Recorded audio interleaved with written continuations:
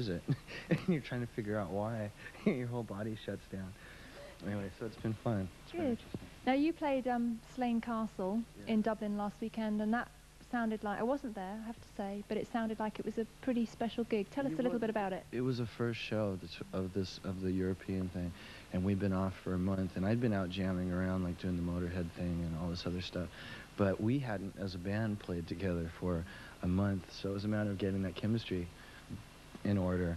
So I think the first couple songs probably sounded like mud, and it tightened up towards the end. Then they give us 3 days off, and so we have to do it all over again today in Prague, you know. But it was a beautiful setting, wasn't it? It was And a gorgeous, couple of you guys wore green because it was Ireland. No. Oh?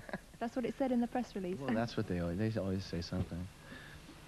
Now, how much say did you guys have in choosing the support bands on your tour? We always pick our support bands, you know, bands that we think are cool. Soundgarden, Faith, you know, 2 bands that we always listen to. So. Now, I agree. Now, the show started a little late in Dublin, I believe, and Axl... Just about 20 minutes. It wasn't that big a deal. I mean, come on, they had us on at 6:45. It's a stretch of the imagination as far as I'm concerned. No, I mean, I completely understand why Axl, you know, needs time to get himself psyched up. He wants to give the best possible performance. Everybody, you know, in order to prepare for going all out for, you know, 2.5 to 3 hours, whatever the show is, you got to feel like you're in the right headspace to do it, you know. And that's why we sit around and we hang out with each other. We have a few drinks. We like cool down and relax, because we work out really hard and we give everything we can to every show, as opposed to going out and like faking it for 2 hours and just, you know, going through the motions, which a lot of bands do. So I feel pretty justified in taking the time to do it right. Do you find it a little off-putting not knowing yourself exactly when you're going to be taking to the stage? Well, I keep in touch with everything that's going on with us, you know, as far as where we're going, what time we're supposed to get there, you know, the whole schedule thing. And because we've been together for so long, I sort of, there is a predictability about it, you know. So it's not a big deal. Could you give us a little insight into what it's like a typical day on the road with Guns N' Roses? Well, you know, being in Eastern Europe it's not a typical day, you know. But usually we wake up at some time like around, I wake up early, you know. Everybody else tries to sleep as long as they can, and hang around, do interviews or band business, maybe go to a museum or something, and then try and find the best places to go hang out at night and stay out till about 4 or 5 or 6, and then get up and do it again the next day. And then when there's a show day, you know, we get these sheets of paper. They're sort of cute, you know. They come in and go 3 o'clock, wake up, and you know, you sort of try to abide by those. And like at the last minute, you jump in the shower and you split, go to the gig and hang out. And every gig's different, so there isn't a typical day. Right. Yeah. Okay, well, we've got some music coming up now on Headbangers Ball, and we're going to see Knockin' on Heaven's Door that was recorded at the Freddie Mercury tribute concert. Did you the whole thing? But I just you. Pissed me off when Fox did that. They like cut out half the stuff we did. Did you have a really good time there? I bet you did. You know, the vibe was great, and it was really great to find out that all those tickets were sold without knowing what the bill was. So it was really for the cause, which was really important, because I think rock and roll has just now learned that it's a heavy-duty issue. I think everybody was trying to ignore it for a long time and think, well, it could never happen to us and all that. And it was nice to see all that support, and even though it was a result of something as tragic as Freddie dying, it was still good to see everybody come together and all that. The whole like pop music social scene was a little heavy for me, so I didn't want to be there unless we were playing. The rest of it to me seemed like a little bit of like who's who of rock and roll, and hi and let's take pictures and all that kind of crap. But you know, it was the show was fun, the crowd was great, so. Okay, well, we're going to see that video that was shot at Freddie Mercury tribute concert. This is the full, unedited version of Guns N' Roses' Knockin' on Heaven's Door. As you can see, Slash is still with me on Headbangers Ball. We're backstage at Prague Stadium, and in the last segment we were talking a little bit. I asked you about a typical day on tour with Guns N' Roses. When you're on tour, is it kind of like living in a rather unreal world, in as much as you're shielded from a lot of the outside world and reality? I think I might look at it differently. You know, this is me individually, how I see it. Everybody has their own different concept of what being on the road is. I happen to dig it, you know, to the point where I don't know if I have a real sense of reality. I like to always be detached, which being on the road for me is heaven. And when I come home off a tour, I don't exactly know what to do with myself, so I just put myself in a hotel and pretend I'm still on the road or something. So I'm into it, and it doesn't tire me out or anything like that. Everybody else might say something different, yeah. But when there are like huge world events going on, like the riots in LA or something, do you think, oh my God, that's my home kind of thing? Well, the LA thing was very heavy, I thought. I thought the whole decision, for one, the decision that was made was really irresponsible. And then I thought that the reaction was really irresponsible. I thought the whole thing was just a huge mess. I think it gave a lot of people an excuse to do what they did, you know. And I'm hoping the verdict changes at some point, or they do figure out some way of reconciling. Because otherwise, there's absolutely no respect for law enforcement in Los Angeles right now. And it's spreading all over you know, it's like in little places. It spreads from LA then it went to Beverly Hills, it went to the Valley, and then it starts to go to different countries because they see, like, well, they can do it, we can do it, and so on. A lot of the other stuff that goes down, the stuff that's going on in Thailand, you have to be aware of, and especially when you're in these third world countries. All you have is CNN, so you just sit there staring at it going, Jesus Christ, it's getting hectic out there, you know. But as a rock and roll band, we're not really that politically conscious, because, you know, it's a whole environment unto ourselves that we travel around in, and you don't always have things to say about what's going on in the rest of the world, because you know that's hectic anyway, and you're just trying to get on with just doing what you do, you know?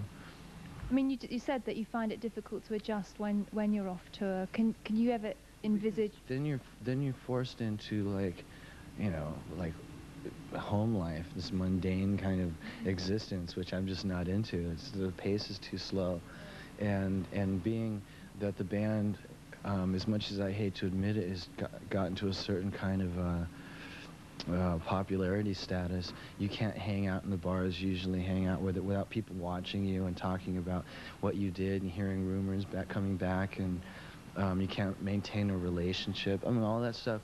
So you just don't want to be around it at all. You'd rather just stay on the road because you can relate to that. Yeah. But what about your snakes? What about them? If you're not at home very much. Well, I got two friends of mine, Jim and Larry, and they take care of all my stuff, and I check in with them and find out what's going on, and if everything's cool. And I mean, there's a lot of animals there to maintain, and they do a really good job, so I don't worry too much. And I go pop by the house every so often, make sure everything's doing well. Yeah. What do you find most difficult to deal with in terms of your success? What are the most difficult aspects? I think probably lately it really occurred to me that I didn't have any privacy in the last couple of months. I really tried to maintain that, like, I'm a guitar player, so I can slip in and out of places without anybody noticing. And you know, all of a sudden it hit me really abruptly that it wasn't like that. And everything I'd done for the last year or so, all of a sudden it was big rumors and this and that. And that was a drag, and it screwed up the relationship that I had at the time, which I'm trying to, like, rework, you know, and stuff. And I think the fact that I can't just walk up and down the street or going to this pub or going to this club or whatever, you know, and that's changed, and I have to be aware of myself now. That's the biggest hardship. The rest of it's great. I mean, the 3 hours that we play on stage makes it worthwhile, so you try not to bitch about it too much, you know. But it has its moments where it gets to be like, I can't believe people are writing this, it's not true, and people's perceptions of what you're all about are completely distorted because they're being fed all this bullshit, you know. Yeah, that must be really irritating. Okay, well, we'll talk some more later on. We've got some more music now on Headbangers Ball. This is a band making their debut on the show. Former Iron Maiden vocalist Paul Di'Anno has got a new band together. Yeah? Good. He's got a new band together called Killers. They've got a debut album out called Murder One. I think that is. Let me just check. Yes, it is. And the first video is a cover of the Mark Bolan classic. And it's a blistering cover version of Children of the Revolution. Here it comes for you now.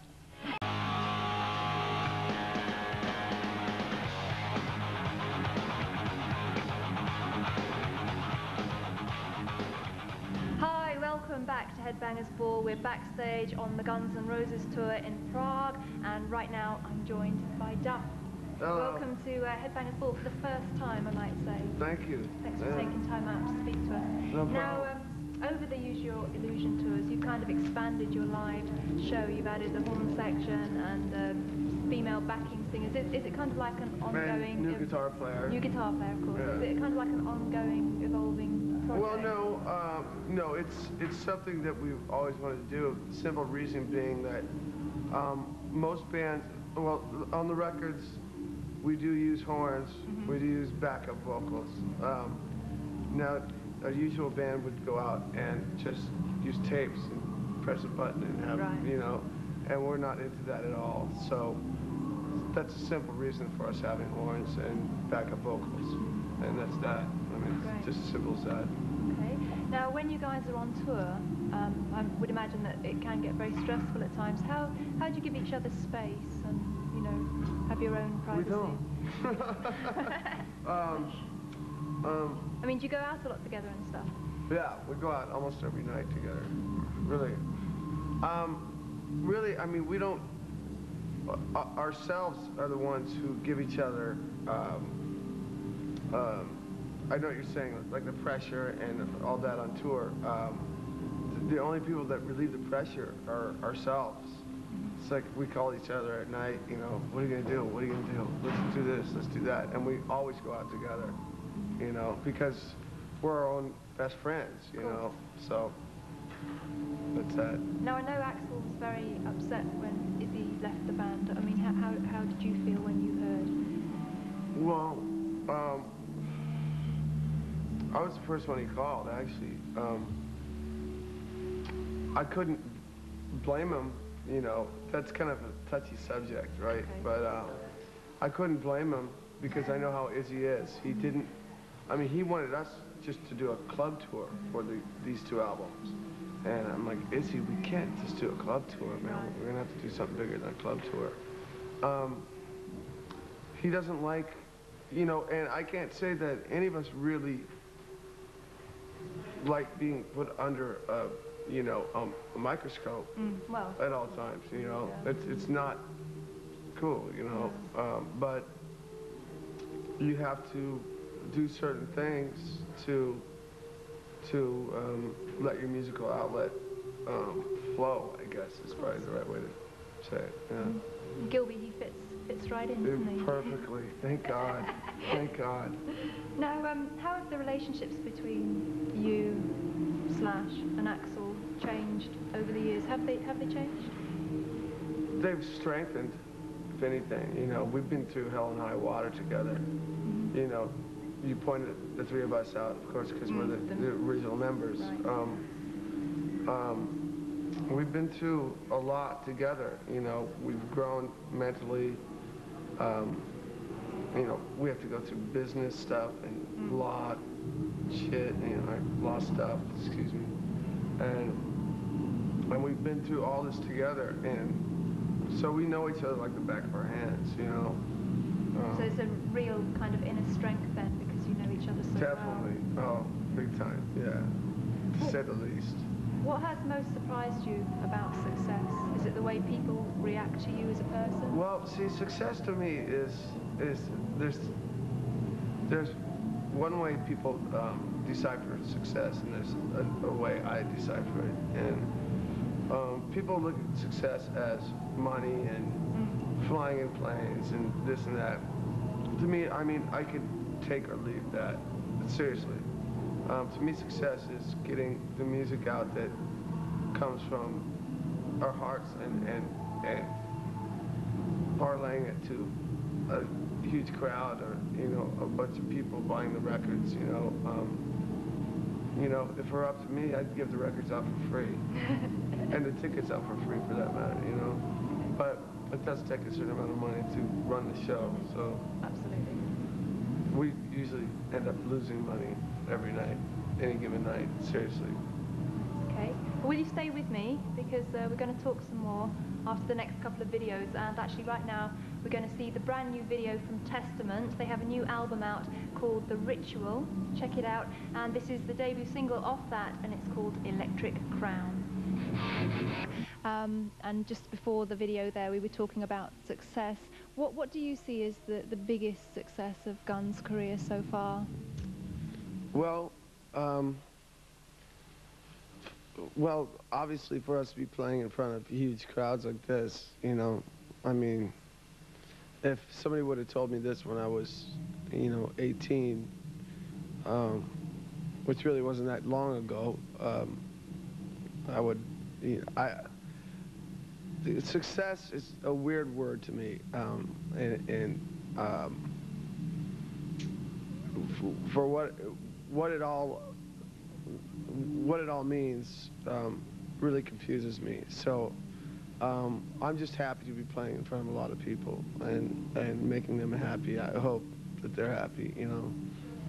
Well, sometimes they aren't, but no. I'm just happy to be out here and playing, and that's what success to me is.